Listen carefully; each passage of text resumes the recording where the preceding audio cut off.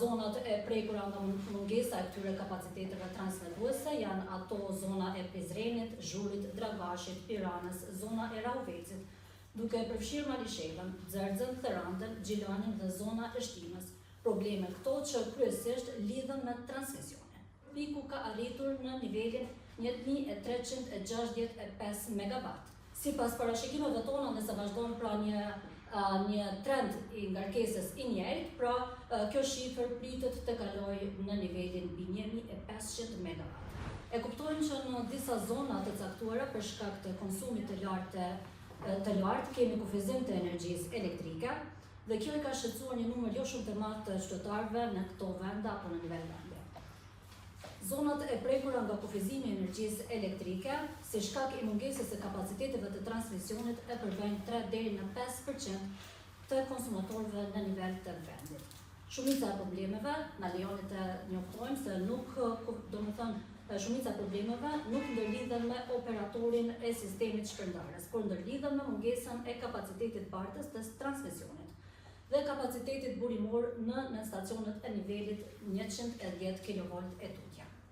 Pra zonat e prekura nga mungesa e këtyre kapaciteteve transmetuese janë ato zona e Prizrenit, Zhurrit, Dragashit, Tiranës, zona e Rahovecit, duke përfshirë Malishevën, Dzerzën, Therandën, Gjilanin dhe zona e Shtinës. Probleme këto që kryesisht lidhen me transmisione. Shumica e problemeve në sistemin shpërndarjes janë kryesisht në nivelin e tensionit të ulët dhe një pjesë e tyre në tensionin e mesëm. Duke përfshirë këto shupkost, studime, këqeq, shal, në Burakoc, në Betiv dhe në Klokot.